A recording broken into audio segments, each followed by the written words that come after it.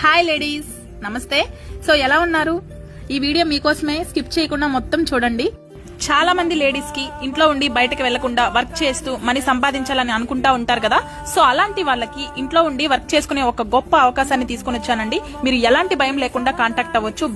ఎందుకంటే నేను కూడా ఈ వర్క్ ఫ్రం హోమ్ ఆపర్చునిటీని యూజ్ చేసుకుని ఇంట్లో ఉండి మంచిగా ఎర్న్ చేస్తున్నాను కాబట్టి.